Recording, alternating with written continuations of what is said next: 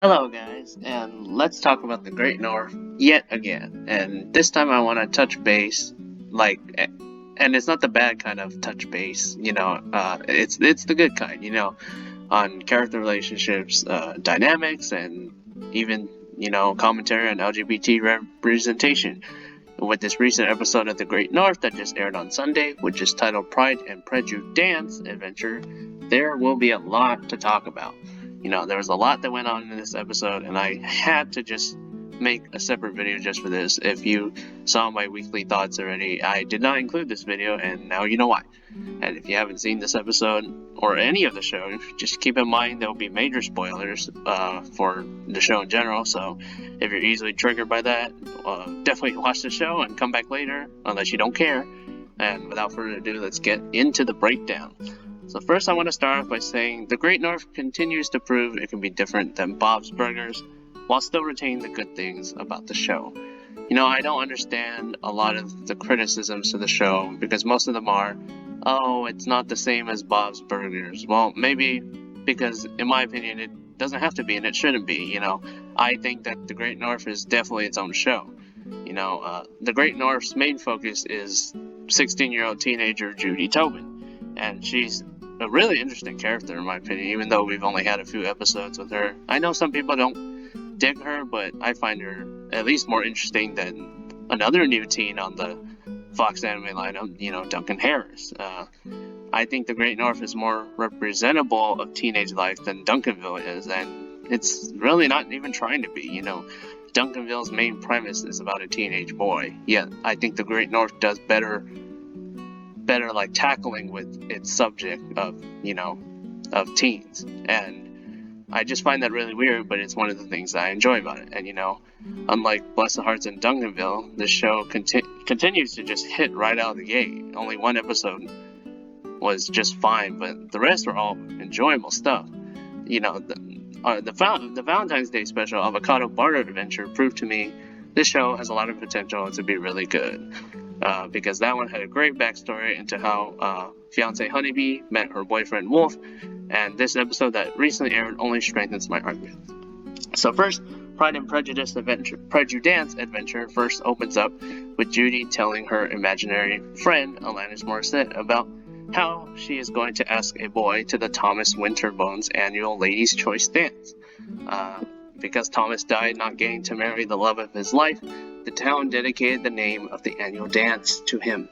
So since Judy has the cute stuff for Crispin, a boy who works at the Lone Moose Mall, across her job at the point and shoot photography studio, she decides to ask him out. But one day, Ham's her ride to work, and when he picks her up, Crispin starts to take notice of Ham instead.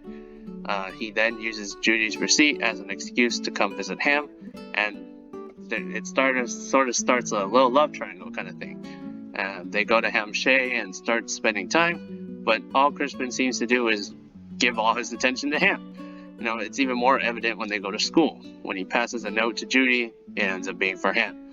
At the lunch tables, he wipes Ham's mouth with a napkin, and then when Judy tries to do the same thing, he leaves her hanging. When he arrives to take Ham to the dance, he leaves Judy behind at home. And then, once they get to the dance part, Crispin claims he then has to go to the restroom. And of course Judy follows, but unlike Judy, who actually goes to the restroom, Crispin doesn't go to the bathroom.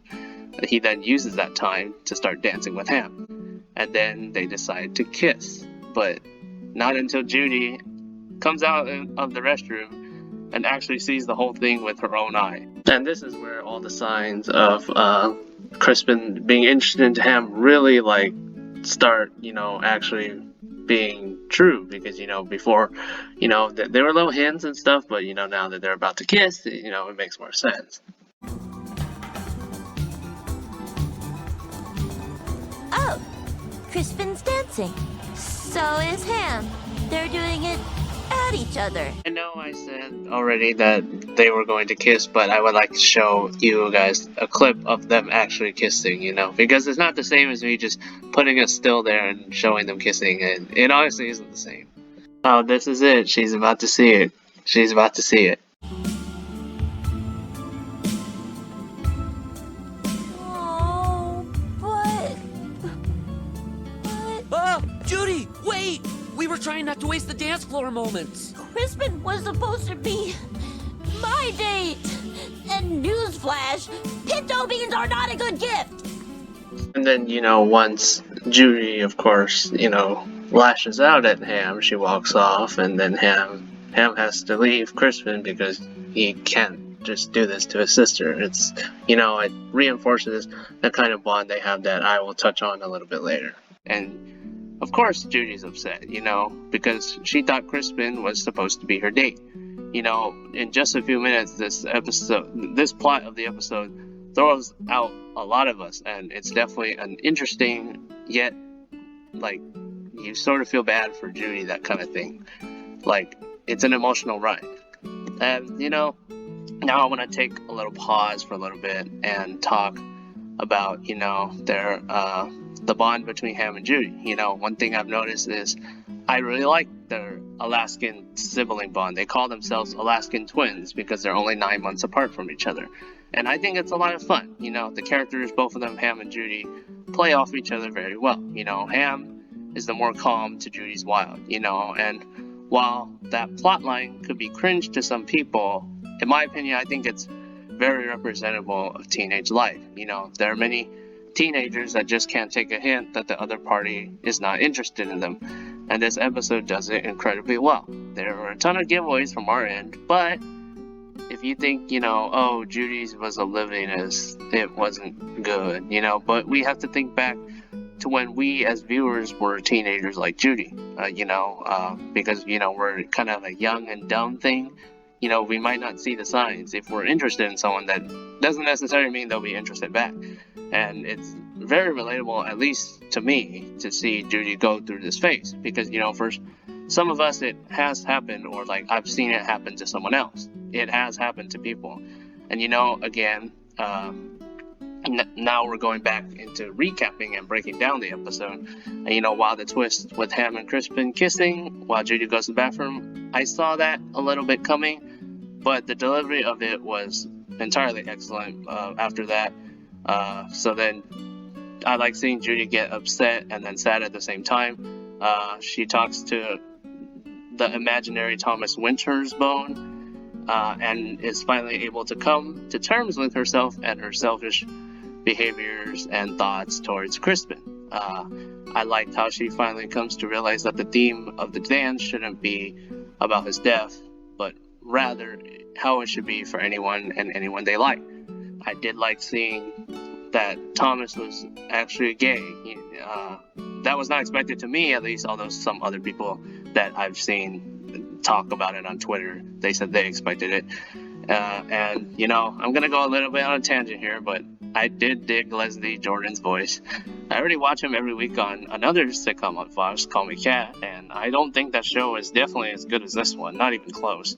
But Leslie Jordan is one of my favorite parts of Call Me Kat, so if you have to watch Call Me Kat, at least watch it for him. And now we're going back to the Great North. One thing that I really liked was, the entire thing was kind of part of her subconscious, throughout the episodes, we see that Judy talks a lot with Alanis Morissette, and all this stuff is through her subconscious. It's sort of the exact same thing with Bless the Hearts, and you have Jenny talking to Jesus and at the Last Supper almost every episode.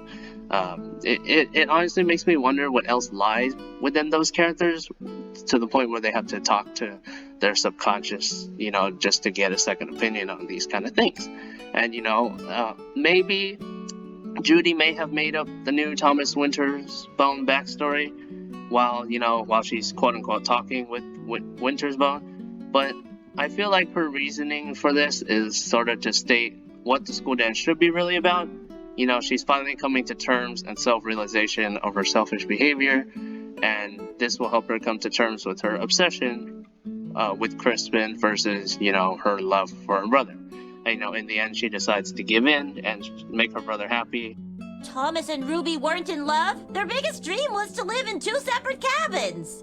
Their love couldn't be contained by just one cabin. No, they were gay. This isn't a love story. It's a story about 2 people who couldn't be themselves. It's a story about someone who died alone in the snow, trying to fit in. Judy's speech, yeah, she may have made it up, but then again, you have to remember that the Thomas Winters Bone story took a place during a time where, being LGBT wasn't culturally acceptable, and, now in 2021, times are changing, and I'm glad people are starting to warm up to that. Changing the way people think about the dance is good progression for going forward, and you gotta start with the little steps. And one more thing. Crispin, I'm uninviting you in. Delicious. There's someone else you really should have gone with in the first place. Ham, get up here. And, because Ham and Crispin were meant to be. I'm glad Judy was finally able to realize that. And it was really sweet to see her move on and let her brother be happy. I thought that was great character development. I think the show does a great job with the characters opening up about their emotions, such as Judy opening up to the imaginary Thomas about her feelings, and it's one of my favorite things so far. It's what makes The Great North different from other shows. I'll touch base on this a little bit later. I also really enjoy how the writers continue to think beyond what current television is thinking. One thing that's very notable about The Great North is it's the first primetime animated sitcom to feature a main character who identifies as LGBT. And, it also represents it as being normal, which is also very nice. I'm not LGBT, but, I support other people being it. I think people should identify what they identify as, and that's totally okay. It's a bold and different move from other shows, and it's great to see that. And one thing I also realized about Ham is, he's not only defined by his sexuality. If we watch other sitcoms like Family Guy, they tend to make being LGBT part of just like a joke. That's the only part of the character, and that's all that defines him. It's like Bruce in Family Guy, from the way he talks to the way he acts. All the episodes he's in, he's basically hinting. It basically hints that, he's gay, and that's it. And Ham, I didn't even know Ham was gay until he pointed it out. But that's kind of a good thing, because that's not entirely his character. He may be gay, but he enjoys doing other things, like hanging out with his sister or making cake, that kind of thing. I'm interested to see where Judy's love life leads to next, because she also gets a happy ending as well. After she lets Ham and Crispin be together, another boy comes and asks to dance with her, and they dance together. And that boy is actually going to have a bigger role in this Sunday's coming episode. So if you're excited for that, tune in this Sunday. And now we're going to talk a little bit about the subplot, which also, deals a little bit with emotions, the topic of this video. It can be hard to see your siblings and cousins grow up and then start to distance themselves from you in terms of your hobbies and interests. Like when your cousins and stuff grow up and you like different things and they like different things, then you get less in common and you start drifting apart. One thing I liked in the subplot was seeing Beef do anything to try to relate to his brother. He helps him sell hot tubs. By the end, their conversation about why Brian needed to be something more was very moving, because Beef has always been interested in fishing and, doing all sorts of outdoor stuff, while his brother Brian has been more interested in working on business. Like when he comes to visit him, he's on the computer. When he has a client dinner, which Beef ends up ruining by talking about fish jokes. So you can tell they're definitely very different from each other, and and that's okay, because even though they're different, they're still brothers and they still care about each other.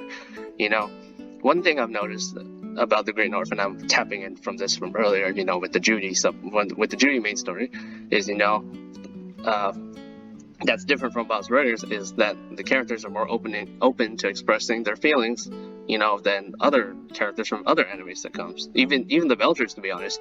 And it may not be funny, but you kind of can't criticize these things for not being funny, because why would you expect something a little more serious and less comedic to be funny? It doesn't make any sense to me. Like, I see people saying, oh, it wasn't funny, but honestly, I don't think this episode was really meant to be funny, to be honest. Even though it does give me some laughs, and I definitely think it's funny. I don't think it's like super hilarious or anything, and it's not supposed to be.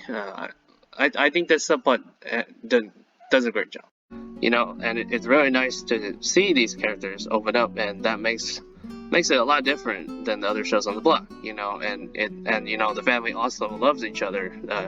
It's something we need in adult animation. It's very lacking, you know. We have shows like Paradise PD, Family Guy, Rick and Morty, American Dad. They're all based around families who are mean to each other, or people in general who are mean to each other. But, you know, joining like the Tillermans from Central Park, the Harts from Bless the Hearts. You could even say the Harrises from Duncanville to an extent, and especially the Belchers from Bob's Burgers. You know, they all have loving families at their cores. And a lot of the sitcoms over the years, again, we're going back to my previous examples, they think having dysfunction is the key to success. But, you know, Bob's Burgers' long critical success has definitely proved us wrong with that. And not every sitcom has to be the same. Another thing that I liked about The Great North and, you know, just this episode and even just the show in general is just the continuity nods, you know. In the pilot, Judy has shown interest in Crispin, and it continues here. She, you know, in Romantic Meat-Based Adventure, she dates a boy named Stephen Huang and then tries to kiss him, and then now she says she's not interested in him anymore, even though he still appears in the background. Her best friend, Kima, who has yet to have lines, appears with her boyfriend multiple times. And they're even at the dance together. And Stephen Huang even appears at the dance with another girl. It's really nice just to see, you know, attention to detail, even though it is a network sitcom and has to follow, you know, those quote-unquote episodic rules. I honestly think that needs to change, but I doubt it's going to change anytime soon. But again, I like these little continuity nods. It shows that the people who work on the show pay attention to detail. You know, even though Bob's Burgers dived into continuity last week by bringing back the Woolly Mammoth, I think this show feels a lot less sitcom than Bob's Burgers because, you know, Bob's Burgers, okay, the Woolly Mammoth, they win it, and then it's never seen again. It randomly just appears. You know, sure, that's continuity, but, you know, the Great North uses its continuity to drive plot. Judy has an interest in Crispin in the pilot, and then it's brought up later in this episode. And you know, I was looking at user thoughts on IMDb. I know IMDb is not a place to be trusted, but you know, I'd like to read just what people think on IMDb. You know, there are reviews that people make that are honestly terrible and they don't offer any explanations, but here's one that I really wanted to share, and I'll read it out loud as well. A lot of the reviews on IMDb compare The Great North unfavorably with shows like Bob's Burgers, Family Guy, Rick and Morty, and the like, but they're completely missing the point. You know, sure, The Great North is made by the people who make Bob's Burgers, and it's also executive produced by Lauren Bouchard, but aside from the very similar Bob's Burgers style character designs, this has very little meaningful effect on the show itself. In parentheses, it says executive producers are usually pretty minor. They offer their name and their support to the show, but they don't do a lot of the day-to-day operations. And, you know, The Great North isn't funny like Bob's Burgers, Family Guy, and Rick and Morty and such, because it's not trying to be like them at all. The Great North is a one-of-a-kind show that's incredibly endearing and full of heart. In the pilot, we see a coming of age of Judy Tobin as she turns 16, for instance. But this stereotypical TV event is given a nuanced twist that makes it anything but stereotypical. Her coming of age is marked by leaving her father's side to take a job pursuing her passion of art. But however, the twist is that her father Beef is simultaneously trying to cope with the loss of his wife. You know, the typical coming of age story is given a strikingly powerful emotional note in this pairing, setting the tone for the whole show. You know, it's a much more mature and emotionally nuanced show. If you contrast it to the comedy-focused youth-targeted shows like Rick and Morty, Family Guy, Paradise PD, etc., you know, about truly nuclear families or nuclear groups. But, you know, what makes The Great North more special is that, you know, it's not just your typical nuclear family or nuclear group, like not the families of popular imaginations, right? But rather more like a real family. You know, it's a patchwork quilt of juxtaposed identities and very different people who all have to get along. First, you have Beef, the manly fisherman, Judy, a young lady who dreams of being an artist, Wolf, a shy and nerdy movie buff, Honeybee Shaw, a smart but headstrong lady, Ham, a gay teenager with his head in the clouds, and Moon, a demure 10-year-old who loves the outdoors. And this diversity is not to be woke because the ways the family doesn't conform to stereotypical TV families makes it feel so much more genuine, immediate, and relevant. Plus, Do Stay Sloan gives a great performance as Honeybee. And, you know, if you like strictly youth-oriented shows with a lot of silly, often juvenile comedy, so do I. And, of course, more power to you. But just understand that that is not what The Great North is. And if you come expecting that, you won't like it. But it is actually a very good show.